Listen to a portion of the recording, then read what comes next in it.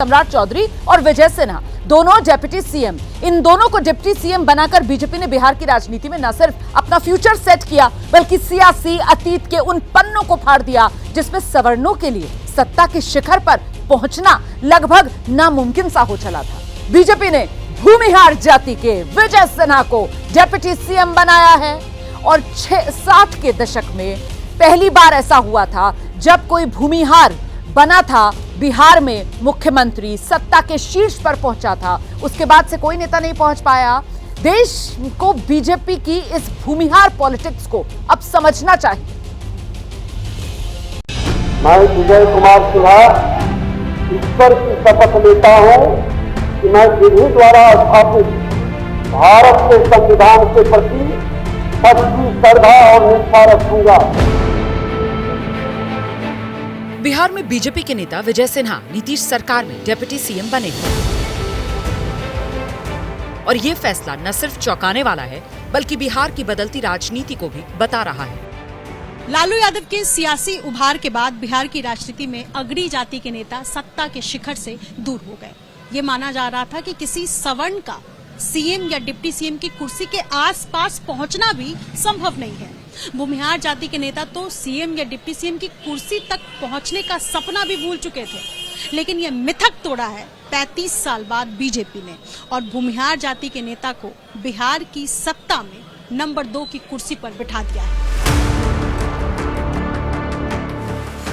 लखीसराय के 4 बार के एमएलए विजय सिन्हा 2010 से लगातार जीत रहे हैं। संघ की पृष्ठभूमि से आने वाले सिन्हा बीजेपी युवा मोर्चा और किसान मोर्चा में रह चुके हैं। आपके मन में सवाल होगा कि आखिर बीजेपी ने भूमिहार नेता को सत्ता के शिखर पर ले जाने का फैसला क्यों और किस रणनीति के तहत किया? तो इसका जवाब छिपा है साल 2022 के उस बोचहा उपचुनाव में जिसमें बीजेपी को मुंह की खानी पड़ी थी। इस उपचुनाव में गिरिराज सिंह से लेकर विवेक ठाकुर, विजय सिन्हा, जीवेश कुमार सरीखे बीजेपी के भूमिहार नेताओं ने गांव-गांव घूमकर कैंप किया था।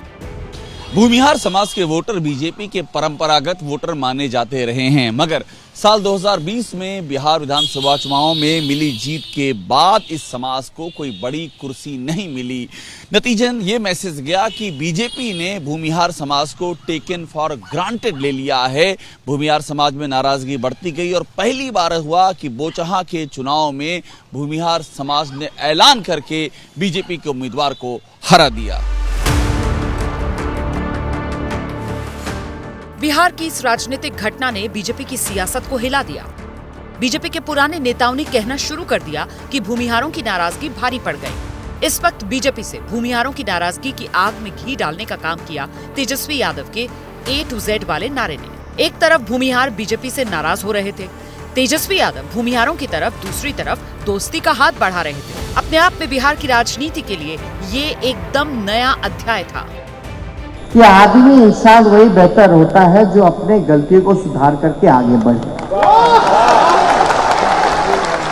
और जब हम लोग सब लोग एकजुट हो जाएंगे तो हम कह रहे हैं किसी के माई के लाल में दम नहीं जो आपको हरा करके दिखा। तो अभी तो चूड़ा दही तो कई बार सामना न करेंगे, तो अभी सामने का समय, तो अभी सनातन आरजेडी ने भूमिहार मुस्लिम यादव का नारा दिया। सियासत की नज़ाकत को भांपते हुए उस वक्त तेजस्वी यादव ने विधान परिषद चुनावों में 5 भूमिहारों को टिकट दिया, जिसमें से 3 जीत गए, जबकि बीजेपी बेगूसराय और मुंगेर जैसी भूमिहार के गढ़ वाले सीटों में हार गई। भूमिहारों के इस चुनावी फैसले ने बीजेपी की जमीन हिला दी।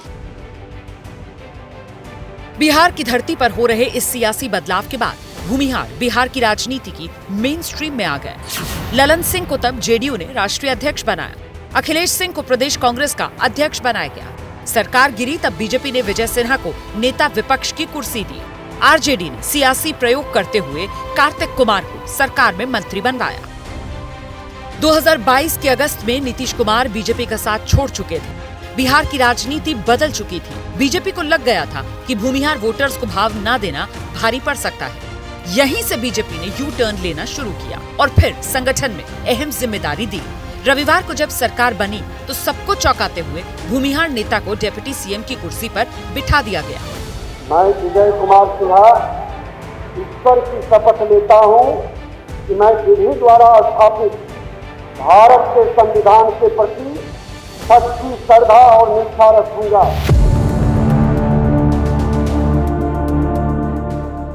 बीजेपी की इस सियासी मैसेजिंग का असर देखिए कि सोशल मीडिया पर यह बताया जा रहा है कि 63 साल बाद कोई भूमिहार सीएम न सही डिप्टी सीएम की कुर्सी तक तो कम से कम पहुंचा। बिहार के पहले सीएम श्री कृष्ण सिंह थे। अब उनके बाद विजय सिन्हा का नाम लिया जा रहा है। नई जातीय गणना के मुताबिक बिहार की आबादी में भूमिहारों का आंकड़ा 3% से कम है, लेकिन लोकसभा की दर्जन भर सीटें हैं जहां भूमिहार जीत हार के समीकरण को प्रभावित करने की ताकत रखते हैं। मुंगेर, बेगूसराय, नवादा, जहानाबाद, वैशाली, मोतिहारी, महाराजगंज, आरा, सीतामढ़ी, पटना, ये वो इलाके हैं जहां भूमिहार वोटर सबसे ज्यादा हैं। मुंगेर, बेगूसराय, नवादा में अभी भूमिहार जाति के ही सांसद हैं। बिहार बीजेपी के संस्थापकों में से कैलाशपति त्रिपाठी भूमिहार समाज से आते थे। 1990 के दशक में जब लालू का राज था और बिहार में जाति हिंसा का दौर था, तो उस दौरान भूमिहार समाज ने ही उसका मुखर तौर पर विरोध किया था और इसी के बाद से लगातार भूमिहार समाज को बीजेपी का परंपरागत वोटर माना जाता रहा है।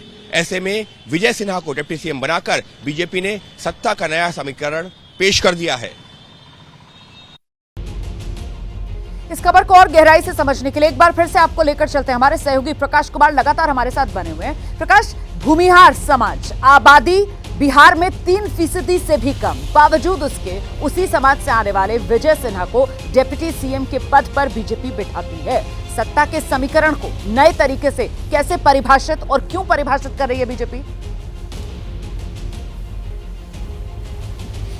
रोमाना, देखिए, जो बिहार में विधानसभा और विधान परिषद है, इसमें देखें तो 5 महत्वपूर्ण सीट है, 5 महत्वपूर्ण जगह है। मुख्यमंत्री, 2 उप मुख्यमंत्री, विधान परिषद के सभापति और विधानसभा के अध्यक्ष, इन्हीं में समीकरण बिठाना होता है। और ऐसे में या तो सभापति के पद पर या फिर अध्यक्ष के पद पर अब तक किसी न किसी तरीके से दोनों में से एक जगह पर किसी अपर कास्ट के व्यक्ति को बिठाया जाता था, विधायक को बिठाया जाता था, नेता को। ये नीतीश कुमार अब तक करते रहे थे, लेकिन बीजेपी को जब मौका मिला तो बीजेपी अपनी तरफ से अति पिछड़ी जाति या पिछड़ी जाति को ही ज्यादा सामने रखते थे या फिर पार्टी में कोई ना कोई बड़ा पोस्ट देता था।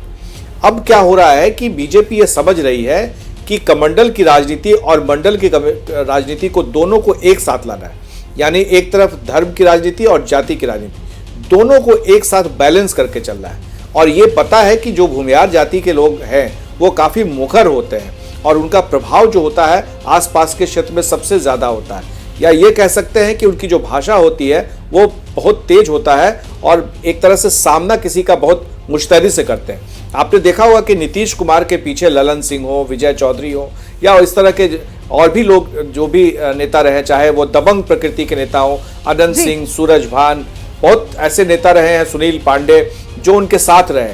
तो अब बीजेपी डॉक्टर सीपी ठाकुर को से जो शुरुआत उन्होंने की, उनको साथ लेने की, इसको आगे बढ़ाते हुए इस कड़ी को अब विजय सिन्हा तक पहुंचा है कि विजय सिन्हा को ऐसा व्यक्तित्व के रूप में पेश किया जा रहा है कि सवर्ण जाति के और हिंदू प्रकृति के, हिंदू नेचर के जो सामने लाने की बात होती है, जिसका हिंदुत्व पीछे नारा रहता है, चेहरा होता है, उसको भी साथ रखे।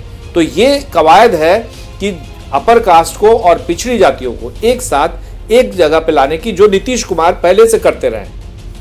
रोमाना, नीतीश कुमार मैसेजिंग करते रहे हमेशा से, किसी न किसी तरह से जो कास्ट कॉम्बिनेशन है वो बनाते रहे और बीजेपी इस बात को अच्छे से समझ गई है कि उस कास्ट कॉम्बिनेशन को अगर अपने पाले में लेते आया जाए तो फिर लालू को हराना आसान होगा, क्योंकि लालू को कॉर्नर किया जा रहा है कि सिर्फ ये यादव और परिवार इससे आगे नहीं बढ़ पा रहे हैं। रोमाना, देखिए, ये जो अति पिछड़ी जाति है, पिछड़ी जाति है, इन सबों का जो एक तरह से एक सामंजस्य स्थापित किया है तो वो पहले नीतीश कुमार और लालू यादव ने किया था। लालू यादव ने इसकी शुरुआत की थी और उसको अब आगे बढ़ाने की जो कवायद उसको नीतीश कुमार ने किया। अब बीजेपी भी उसी ढर्रे को अपना रही है। बीजेपी को भी पता है कि अगर इस हिंदी बेल्ट में उन्हें आगे बढ़ना है, खासतौर से बिहार, झारखंड और उत्तर प्रदेश में, तो यहाँ पर जातीय समीकरण को साधना सबसे ज्यादा जरूरी है। बीजेपी को अगर अकेले भी सत्ता में बिहार में आना है तो इसके लिए अभी से इसकी शुरुआत कर दी गई है और इसी के तहत डिप्टी सीएम का पद किसी अपर कास्ट को और खासतौर से भूमिहार को देना ये कोई सोच भी नहीं सकता था। इसीलिए ये बातें सोशल मीडिया पर और आम जनता के बीच में ये बात हो रही है। लेकिन अपर कास्ट में भी 3 है, जिसमें कि सबसे ज्यादा बुखर भूमिहार है, फिर राजपूत है और ब्राह्मण है। हालांकि कायस्थ जो है वो सीमित क्षेत्रों में बटे हुए हैं, लेकिन पूरे बिहार में इनकी संख्या अच्छी खासी है। तो अब ये देखना होगा कि लालू यादव की तरफ से क्या राजपूतों को या फिर ब्राह्मणों को अपने साथ लाने की कोई कोशिश वो कर सकते हैं, क्योंकि अब जो है मुख्य विपक्षी पार्टी रोमाना वही है और उनकी ही ये कोशिश होगी कि अपर कास्ट को भी अब तोड़ा जाए। जैसे कि पिछड़ी जातियों को उसमें से अति पिछड़ी जाति बनाया नीतीश कुमार ने, तो अब उसमें से कैसे उनको अपने साथ लाया जाए। तेजस्वी यादव की यही कवायद थी कि वो A to Z पार्टी के तहत एक पार्टी से जोड़ने की जो उन्होंने नारा दिया था कि सभी को अपने साथ जोड़ेंगे, तो इसी के तहत वो आगे बढ़ रहे थे। लेकिन कहीं ना कहीं वो ब्रेक लग जाता है, बहुत सारी वजहों से उनके साथ यादव समाज के साथ लोग जुड़ने से थोड़ा सा बचते हैं। लेकिन ये कोशिश उनकी जरूर रहेगी और बीजेपी इसी चीज को लेकर आगे बढ़ रही है। ये बहुत अच्छा आपने दर्शकों को याद दिलाया कि साहब ये कहीं ना कहीं ट्राइड एंड टेस्टेड फॉर्मूला है। किसी समय में लालू, उसके बाद नीतीश कुमार और अब उसी ट्राइड एंड टेस्टेड फॉर्मूले को सभी जातियों को साथ कर चलने वाला वो बीजेपी जो है वो अपनाती हुई नजर आ रही है। जैसे ही घड़ी का काटा दोपहर 2:30 पे आए, बबीता जी का दिल सास बहू साजिश के लिए मचल जाए। और ये है इनकी बहू, पूरे दिन ऑफिस की टेंशन हो जाए गॉन जब ये करें अपना फेवरेट शो फ्री टाइम पे ऑन। इनकी तरह आप भी देखिए अपना फेवरेट शो अपने टाइम पर और डाउनलोड कीजिए ABP लाइव ऐप अपने स्मार्ट टीवी पर।